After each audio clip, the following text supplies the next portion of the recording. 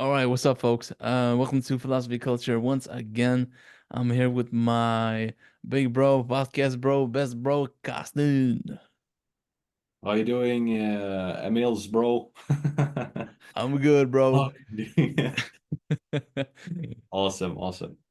Yeah, so in today's episode is about a very special athlete. We haven't covered any athletes on our podcast so far, and this will be the first one. And I think this is a first. This is good, the first one. Who is it, Carsten? The Mr. One and Only Mr. Michael Jordan. Yeah, All right, yeah. hell And so yeah, besides, yeah, we will basically talk about yeah, his past and yeah, his career. exactement. All right, check it out. Check it out.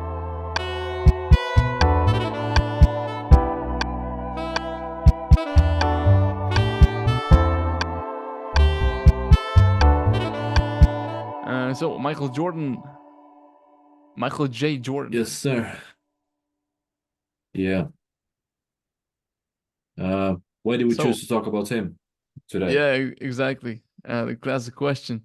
Um, it's kind of a no-brainer, but like, yeah, he's the most iconic basketball player ever, and one of the most iconic sport athletes ever, like in general. So it's um, yeah, that kind of says it all, and yeah, will be interesting to talk about his life, I guess. Yeah.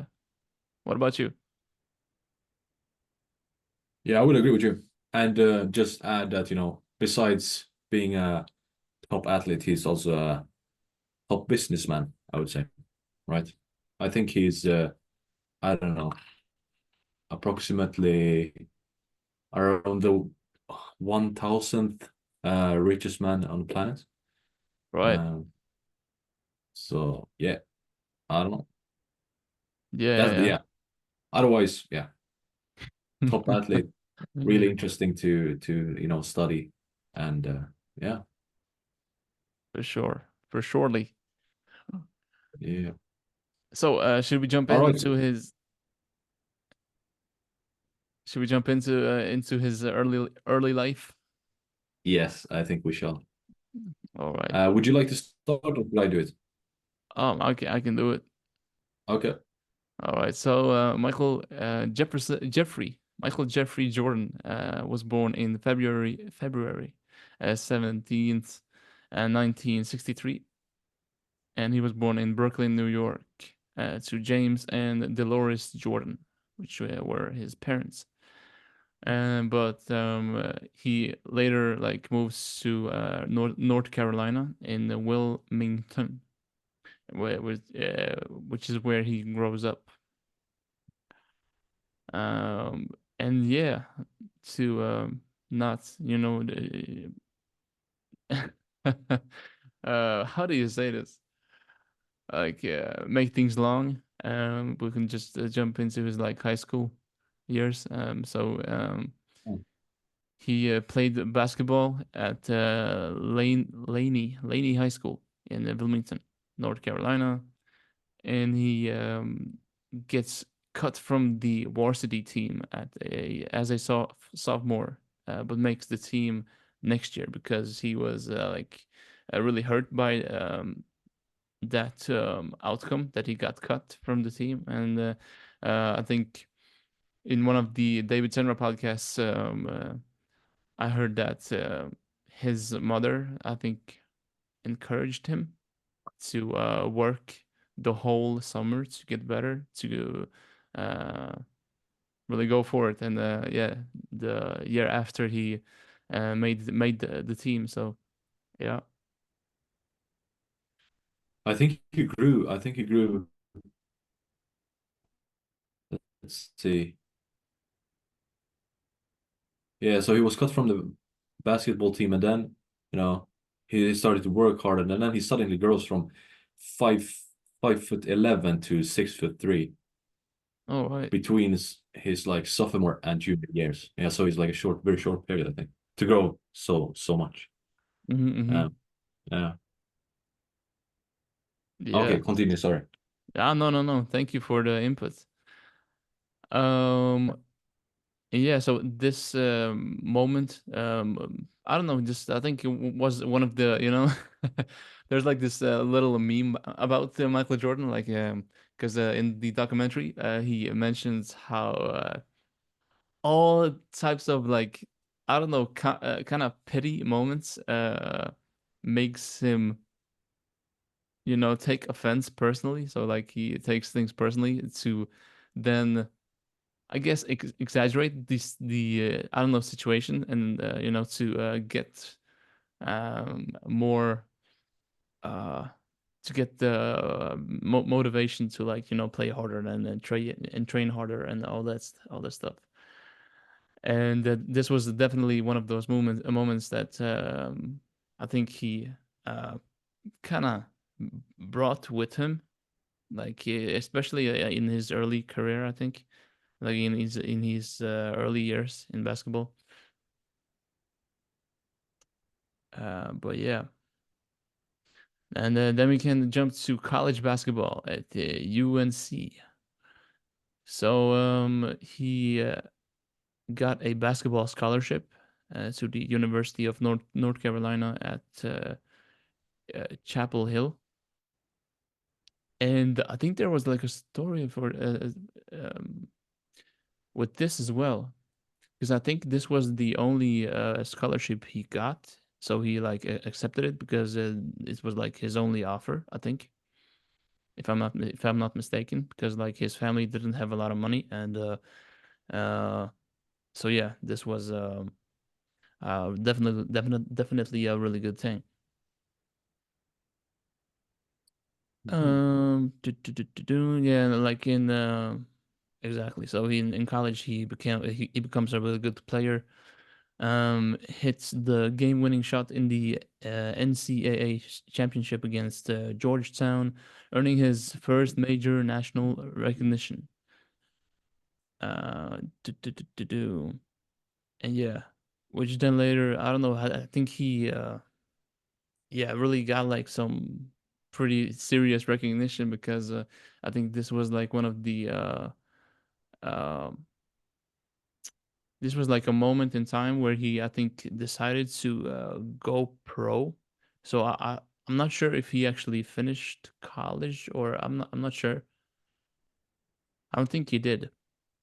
But yeah, he decided to go pro and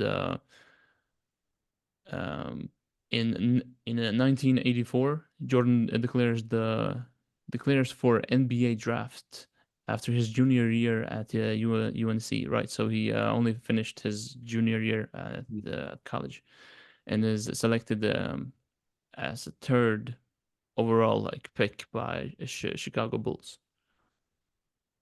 Do you want to continue, Caston? Sure, sure. Uh, so yeah, I guess this like where you are right now, this would be around like 1994. Uh, 84. when he yeah, exactly 84. Yeah.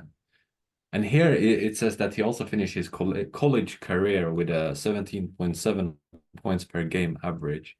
So that's uh I would say that's pretty good. I mean, according to the statistics that I could find online, he had like a 30 points per game average. So that's I think that's good, at the beginning. Okay. Now I'm not an NBA professional here. No, like In the end. But yeah. for sure. I think that's really good because the general NBA or the general like can you hear me? Mm-hmm. Yep. The general like basketball game like at the really high level is around like 100 points. So Yeah. yeah, Yeah. I Exactly. think Yeah. yeah, Quite impressive. yeah, it's really good. Okay. Yeah. And so in 1994, June 1994, Jordan is yeah. Oh, this is basically what you also mentioned, where he was selected a third overall in the NBA draft. the Chicago Bulls, presenting the US in the Summer Olympics in Los Angeles. Um, and yeah, they managed to win gold medal. And here Jordan was averaging approximately 17 points per game again. Um, and later that year, the same year, so in October 1994, Jordan basically makes his NBA debut with the Chicago Bulls. And here he scores like 16 points in his first game.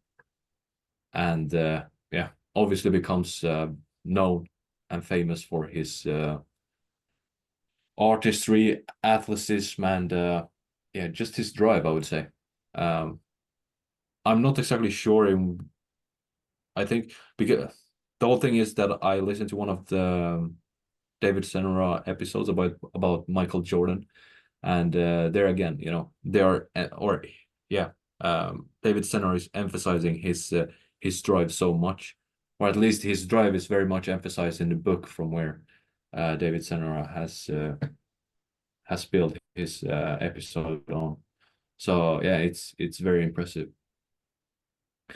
And then in 1985, Jordan is named NBA Rookie of the Year, and now he's averaging approximately 28 points per game.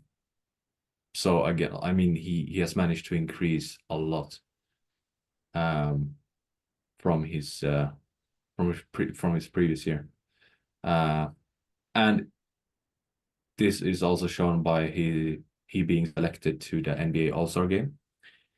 Uh, yeah, and then if we jump forward, otherwise we will just have to take year after year. Uh, but let's see here. Um, it's just yeah, I don't know. Should I, Emils, do you have something to add?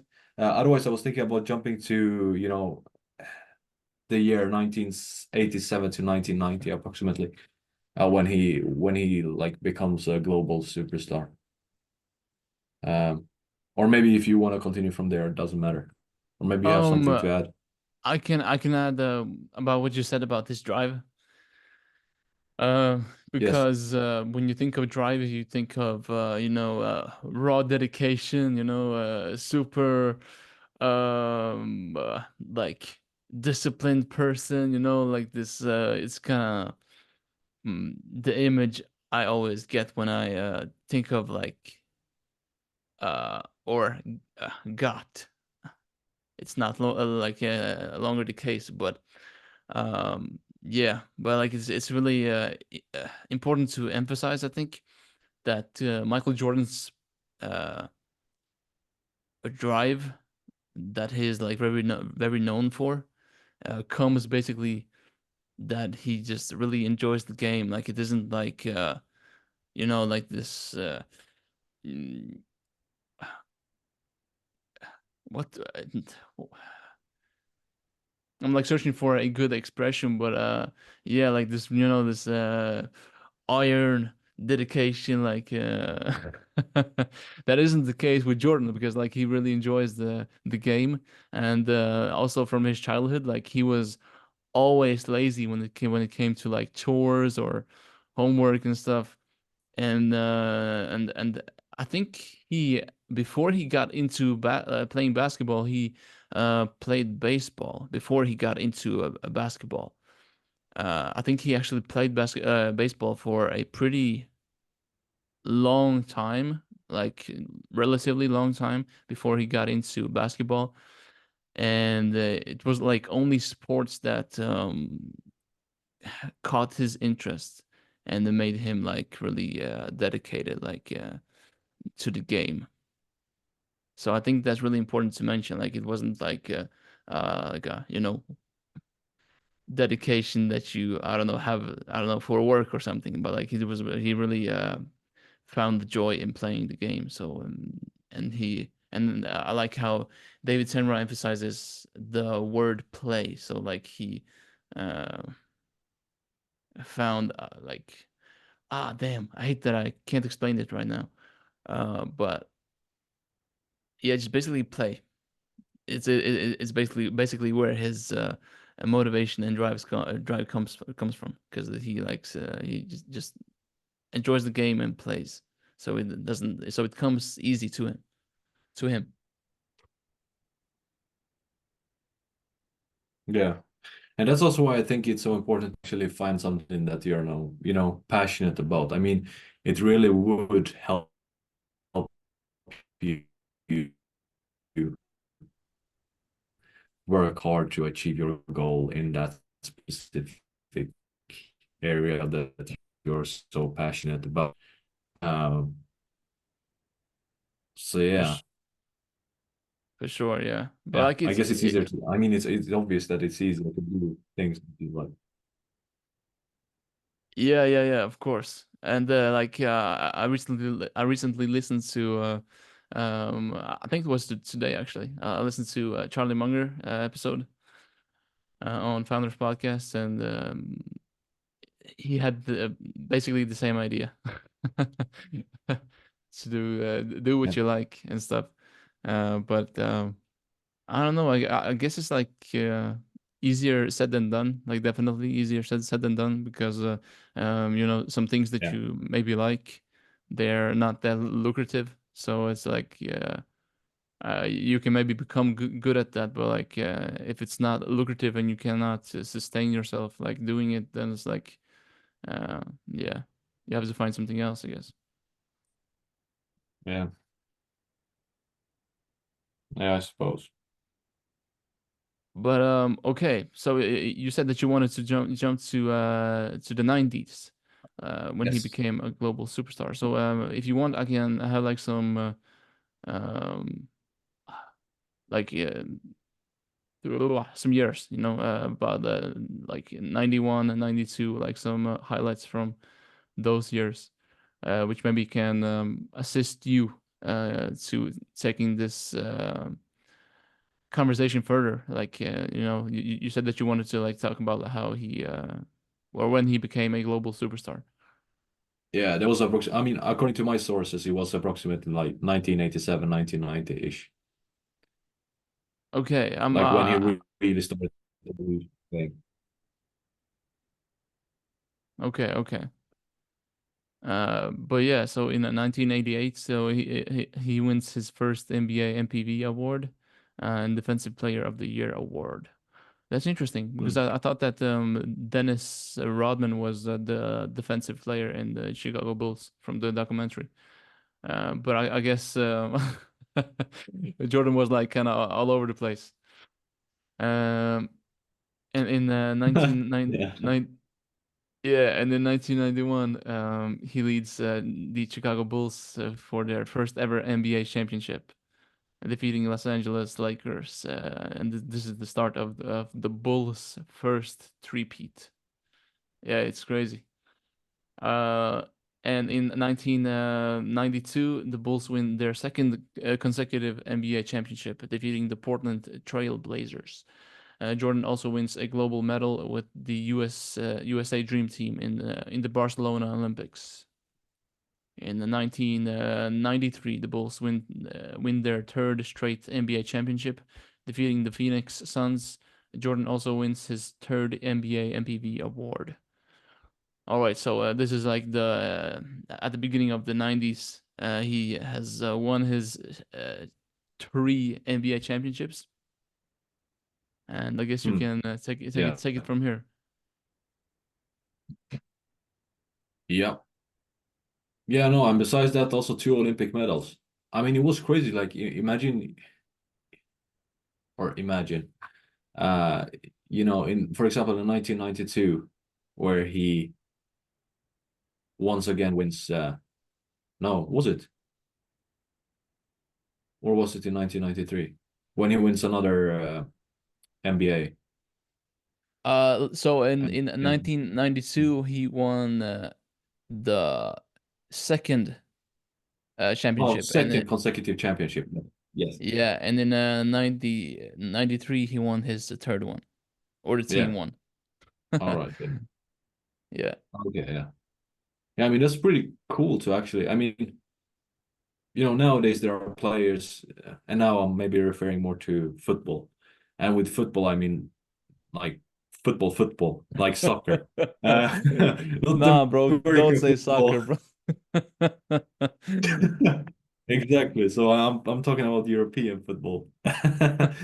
And so, With the round ball, you with look the at all round these ball. players and how exactly. So I'm looking at Europe, like all these football competitions and how these European players are sort of complaining nowadays that there are too many competitions and too many games in a very short period of time. They don't have time to rest.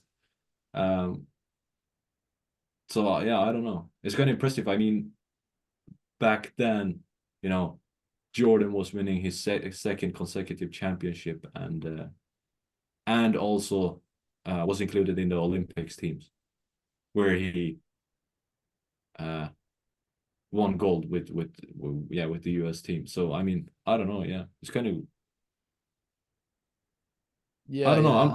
yeah. I just think it's like really really cool to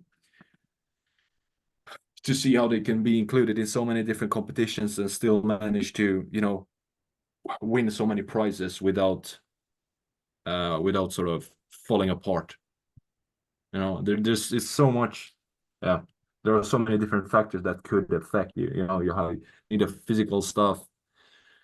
You need to have the psychological what do you call it? What would Stability, or stability? Yeah, yeah. there are so many different yeah, but I guess that's what included when it comes to top athleticism.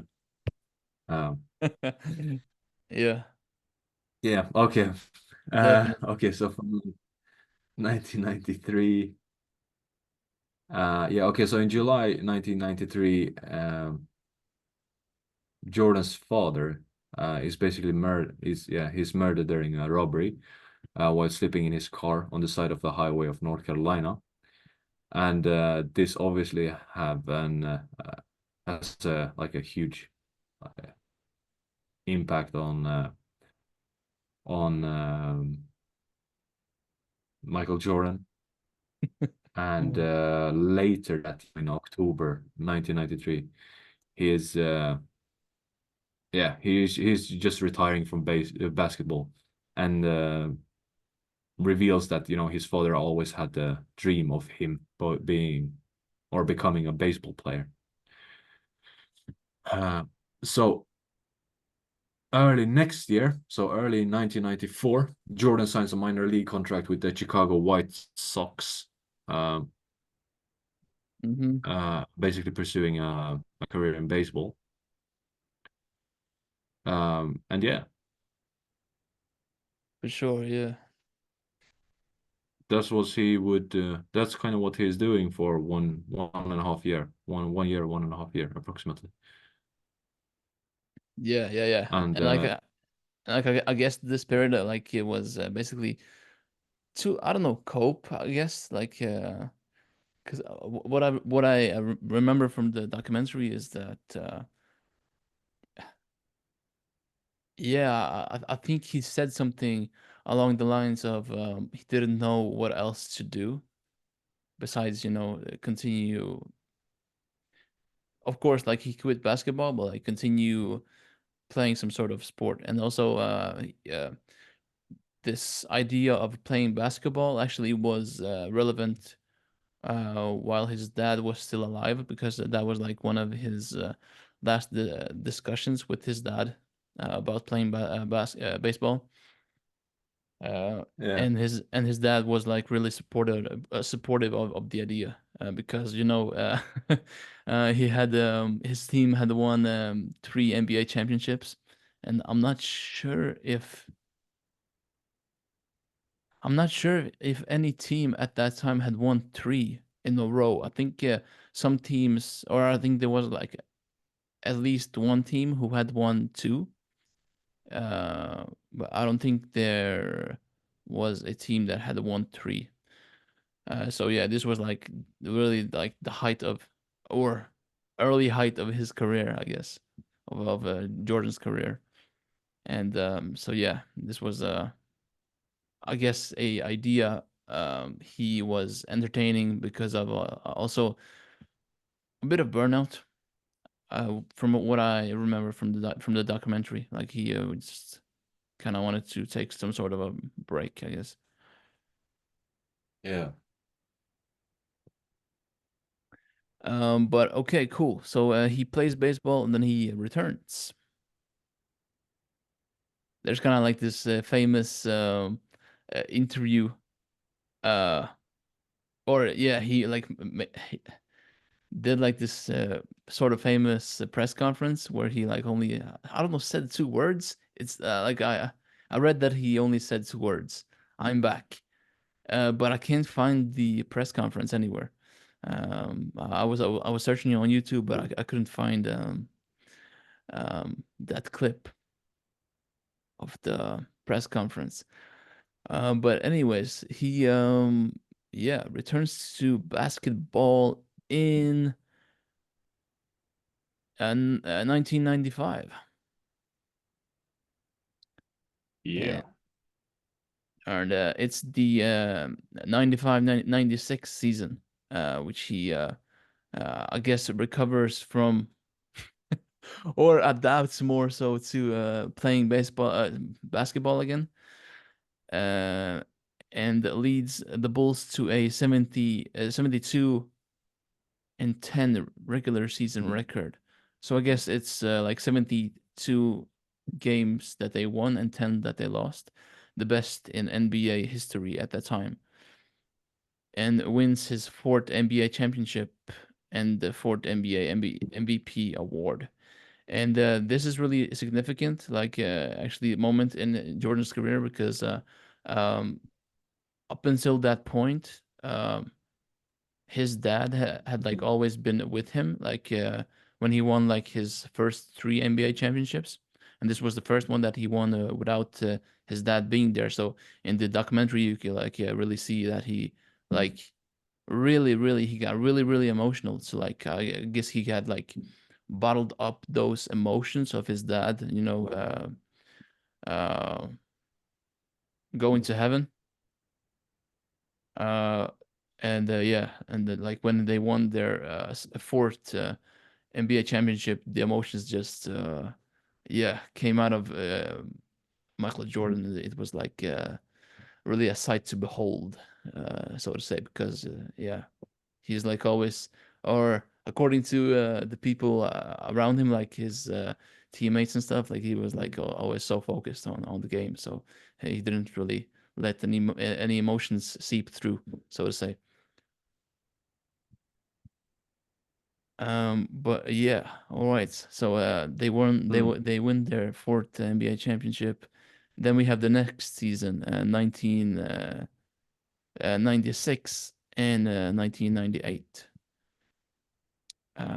Jordan and the Bulls complete a second three-peat, right? So they are like skipping ahead there.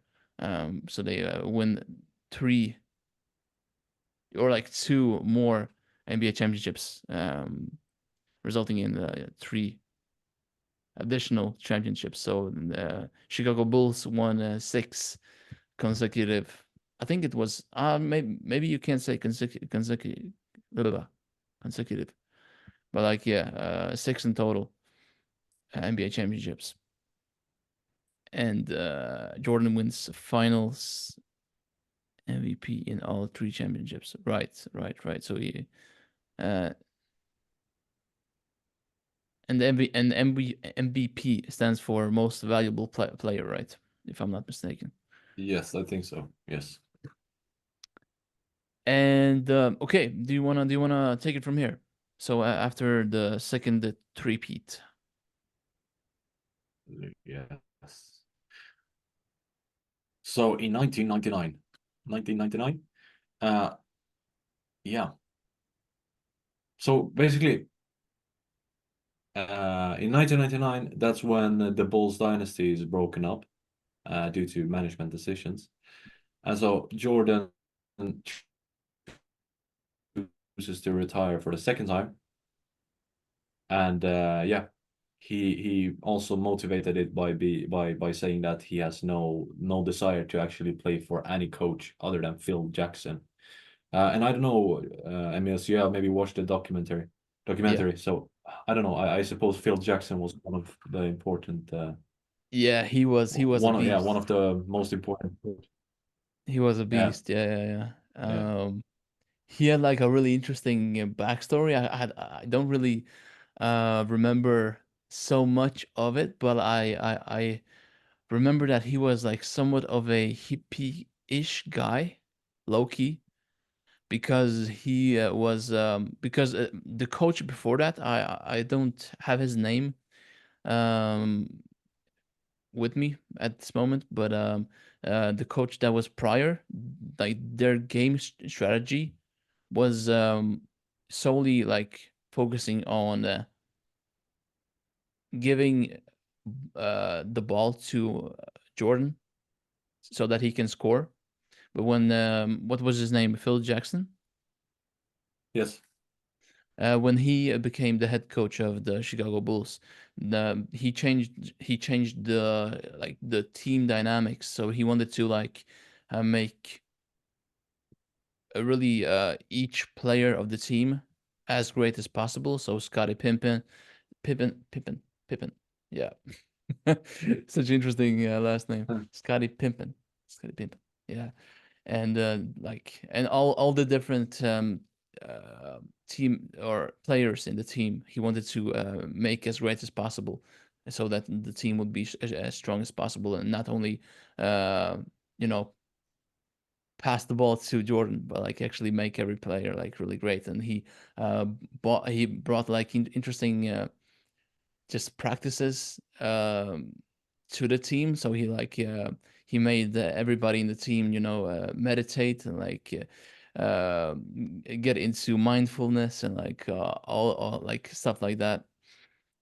Mm. And he was like a really like he was the perfect coach because like he got along well with Jordan. Like he like really understood the dynamics of the team. Like also like how to adapt the how to make the different personalities feel comfortable to play their best. Like we have Dennis Rodman. He was like he was just the rebel, I guess.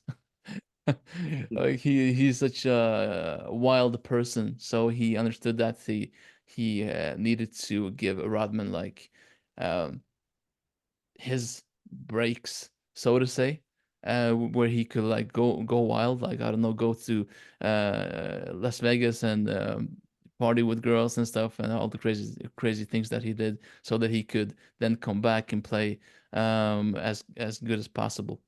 Because he was just that type of person.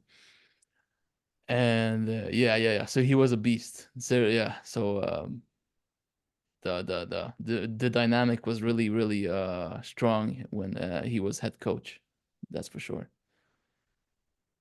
Yeah, I remember a quote that what would you from the David Senra podcast, and he said that there is no I in the team.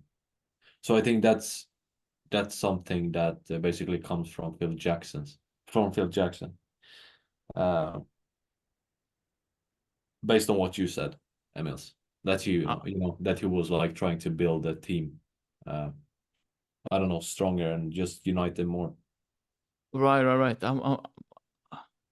I can't really recall that I heard him or that it was him who said that, Yeah, but like I have yeah, heard the quote though, yeah. Okay. and I think um, maybe I'm mixing up something now. I'm not sure, but Yeah. when let's say it was the coach who said that there's no uh I in the we No, there's no I in the team. in team, right, Yeah. in team, sorry. But I think I've heard like a response to that quote. I don't know if it was by Jordan, but Uh-huh. the response was, but there is an I in the win. True. Uh,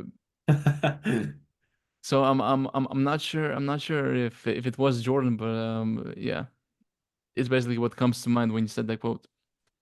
I see, I see. All right, good.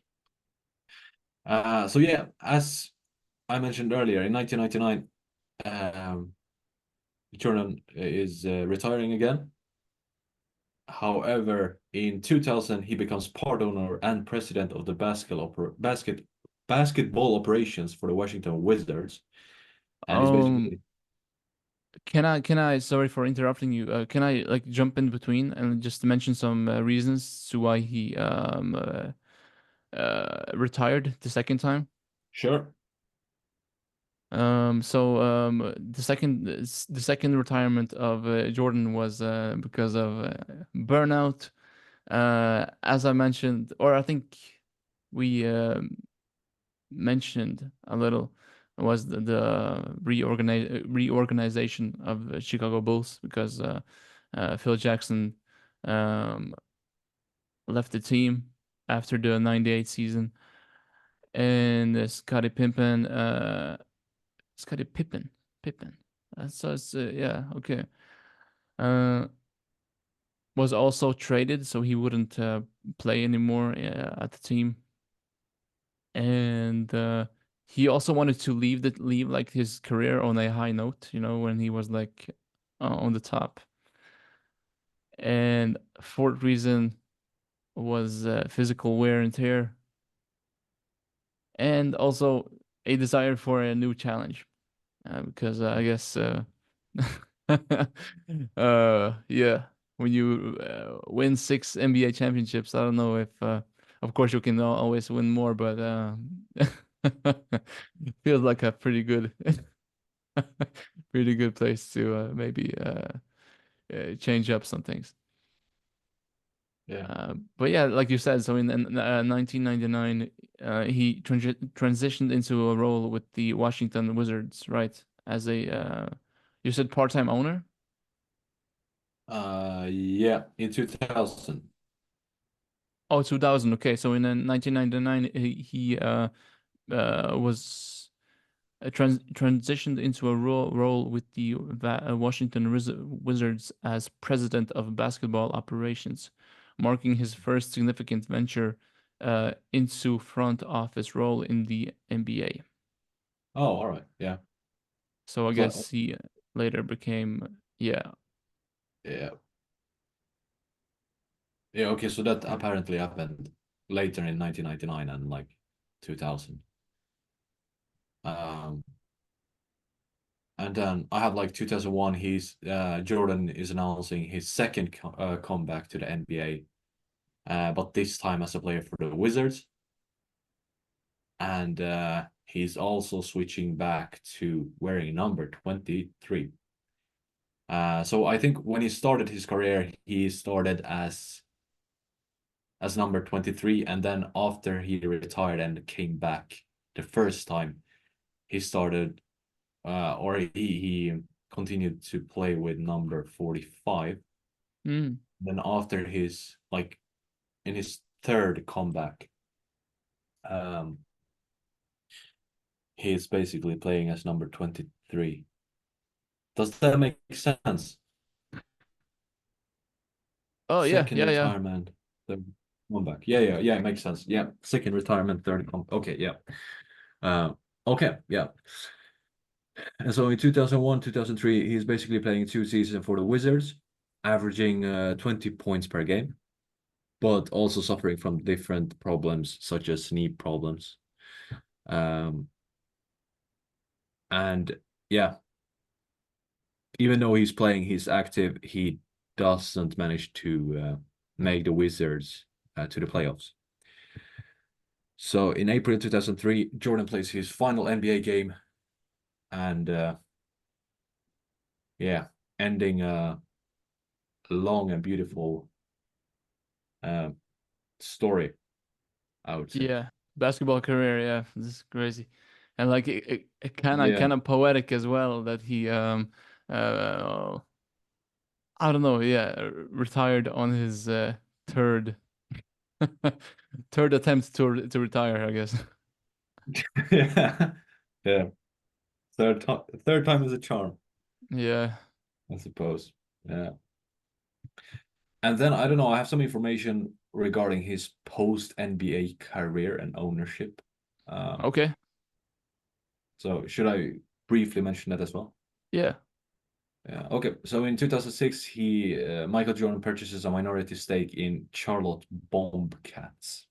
Nowadays, they are known for being named Charlotte Hornets. And he also becomes the team's head of basketball operations. 4 years thereafter, Jordan buys a majority stake in the Bobcats or in the Hornets. Maybe I should call them just Hornets. And he also becomes the first former NBA player to own a majority share of the team. In 2013, he marries the Cuban American model Yvette Prieto. In 2014, he changes the name from Bombcats to Charlotte Hornets. And the team makes the playoffs, but Jordan's tenure as owner is marked by limited success on the court. Yeah. And then in 2020, he's basically oh yeah, this is basically when the Last Dance is when he's Released. featured in in the Last Dance in his documentary, which is mainly focused on on the 1997-1998 Bulls season and also Jordan's entire career, right? Mhm. Uh, and it becomes like global success. Uh, and then in 2021, Jordan makes a significant he makes significant charitable contributions, and this also includes a 100 million pledge over 10 years to organization promoting racial equality and social justice.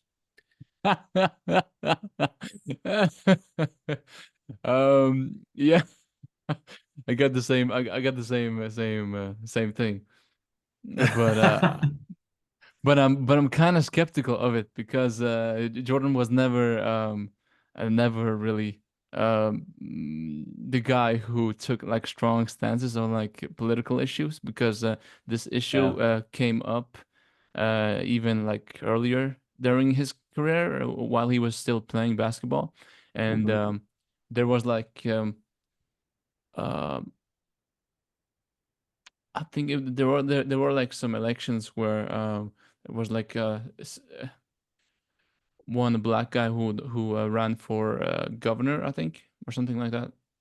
Yeah. And Jordan was like asked to kind of endorse him, but he didn't like do it like super, like he was just focused on playing basketball.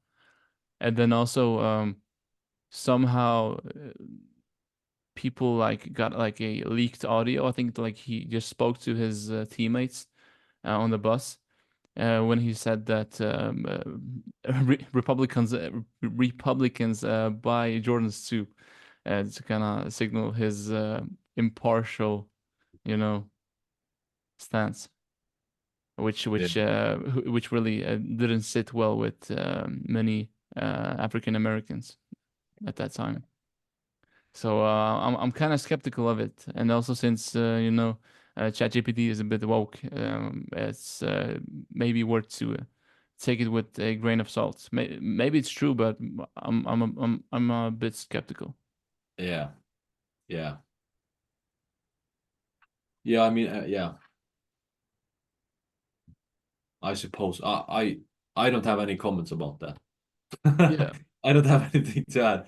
But yeah, as you said, yeah, maybe everyone should be a bit skeptical. Um, and yeah, I don't know. I don't know what else to add. He has obviously like different kind of investments. So except the Charlotte Hornets, where he was a majority stakeholder, but I think he sold off a part, and now he's my like he still owns some share, but he's not. uh, among the big sharks when it comes to yeah, to the stake. Uh, he's also known for his yeah, for just the brand Jordan, right? I mean, I think everyone has heard about Jordan's the shoes, sneakers, yeah, the shoes. Um, For and sure. besides that, we Yeah. also have yeah, we also have DraftKings, which is a sports betting company. Uh, Mm-hmm. we have Sincora Tequila, which is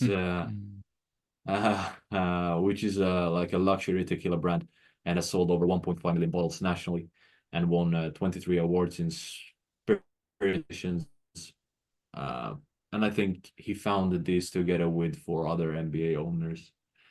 Uh, then I think Jordan also co-owns the NASCAR team 2311, along with some NASCAR driver. No, along with the NASCAR driver Danny Hamlin.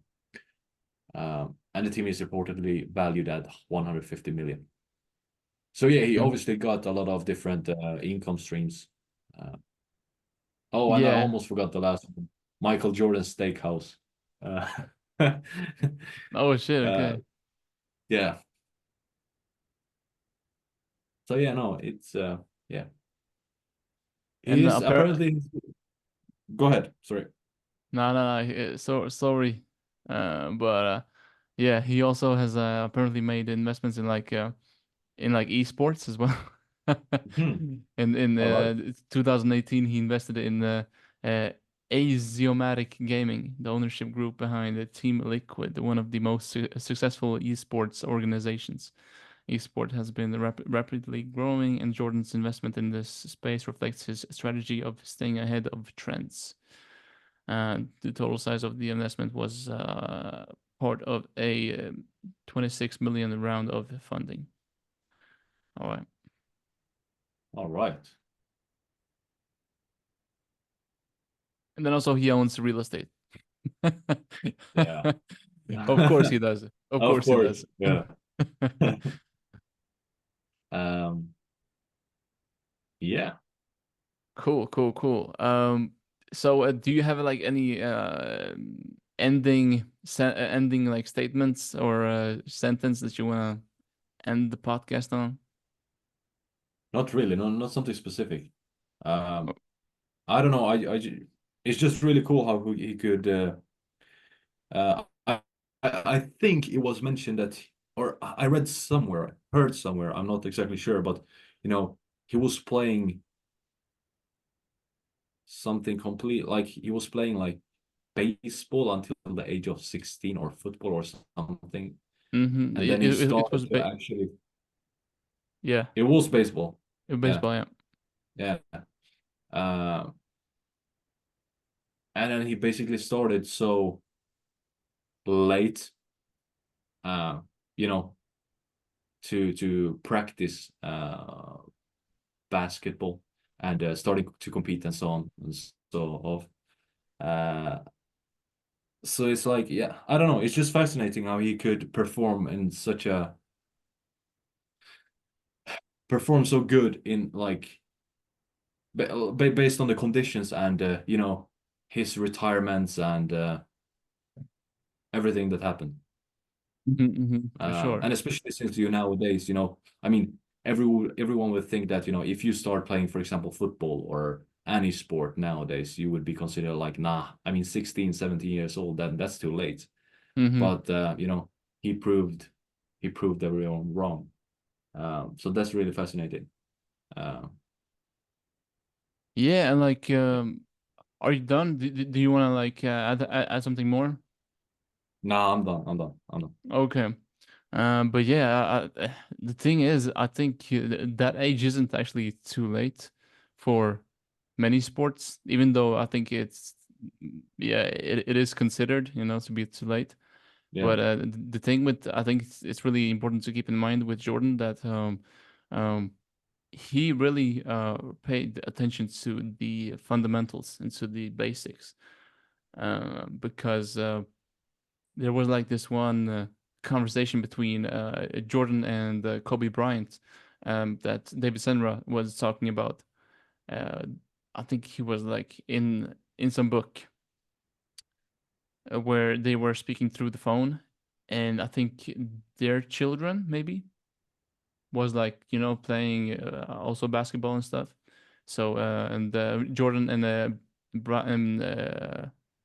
Kobe were like discussing of how the practices were conducted or like organized and what the youngsters, the young kids did in the practices, and they were criticizing the practices of being like too complex. And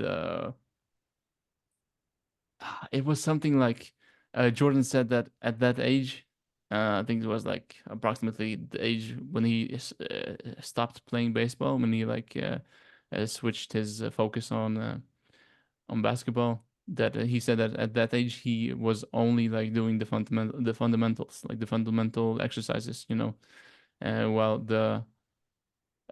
yeah, the kids now, or yeah, at the time they were speaking were like doing like just overly complex I guess plays and stuff, and not really focusing on the fundamentals. And my point is that I think the age is the age factor is like minimized if you are as dedicated as Jordan and really focus on the fundamentals, because as you know, like so they're so like uh damn, there are not that many people who really truly dedicate themselves to the basics and to the fundamentals. And that's also another truly important thing to mention about him, that he was um really focused on practice. I think even David Chandra in one podcast said that Michael Jordan would rather miss a game than miss a practice. So he was like really, really, really, yeah, consistent with his practicing, and that is how you catch up with the other players, I guess, if you start even at a later stage of your life, I guess. And I and think you and, mentioned. Yeah, sorry. and I think he's proof of that. Yeah, definitely, definitely. And I think that's a very good point that you mentioned. And I think I heard from one of his interviews that he mentioned, that he was training exactly as he would play. Or how was it? It was something like that. I'm training as I would be, you know, I'm training. How was it? I'm training the same way as I would play, or something like that. Okay. Because I suppose it's like, trainings are supposed in some cases to be easier, or I don't know, maybe more relaxing than a game. The game is usually the big thing that Mm-hmm. happens. But he mentioned that he was, training as he would play. So he was like He was, consistent, working hard. Yeah, yeah, but basically like training with the same intensity, right? exactly. Yes, Mm-hmm. yes. And then it's so nice that you mentioned, focusing on the fundamentals. I had a coach once, and he was also always mentioning that the best players, they do the basics perfectly, you Mm-hmm. know. Yeah. So they And are so consistent. Yeah, okay. no, no, Oh, no. Sorry. Continue, continue. no, no, no, no. No, they are so consistent in doing the basics and the easy parts so well and as perfect as possible. And that makes sense. I mean, you must have like a solid foundation to build upon, right? For sure. Uh, so yeah, Yeah, yeah, yeah, definitely, definitely, and that's the case in like basically everything. Like definitely all the yes, sports, definitely all the sports, and most of the skills in general. So that's yeah, really really important lesson that you can take away from him. And okay, here comes my ending rant, I guess. that I want to say before we end the podcast is one of the last episodes of the documentary. I think it was let's see, I always forget his name. Was it Phil Jackson who was the head coach? Yes. Right. I think it was him. I'm not 100, but I think it was him, or maybe it was someone else. But at least what they said was just so it hit me really hard because I think it's true. I think it's true, and basically what the person said was that Jordan's real gift, like it wasn't that he was athletic, or that he was tall, or that he was charismatic, or whatever, his true gift that he got received from God was that he was present. He was always so present, like he and it makes so much sense when you, I don't know, when you now that we have looked into Michael Jordan, and especially after you watch the documentary, I would really recommend watching the documentary. It's so good. Uh, you can really see that that is the case. He was really good, uh, good in like enjoying the moment. Like yeah, and I think David Senra explains it like really, really, really good on his podcast when he brings this up, that he was like really, really, really good in the present. And that's basically what I want to end on, to highlight, in my opinion, and also possibly in others, at least the person in the documentary, uh, that it was his presence of mind that was his true gift. And I think it also really helps when you play a game like basketball to be present at all times. Of course. Yeah, I mean, yeah, I think that's a good thing to to apply just daily. Because it feels like there are so many people maybe living in the past or in the future. Um, and the past is the past. You can't affect it at all. Um, and the future you can obviously affect by doing the right thing in the present, I suppose. Yeah, Uh, so yeah, I like that. I like that. yeah. And also, like, I think the mindset really, like, if you look at his highlights and stuff, like his highlights are crazy, and the plays that he yeah were a part of executing are just sometimes so witty and so uh yeah, so nice. And I think those are like the moments in time where the gift, where you can really see the gift materializing, I guess, Yeah. in my opinion. Yeah. But yeah, all right, that's Michael Jordan for you. All right.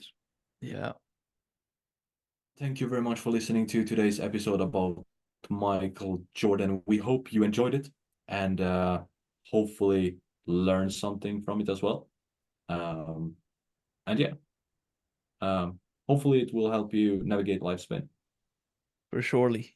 And if you like the episode, like the video, and subscribe to the channel as well, we would really appreciate it. And but yeah, I don't know.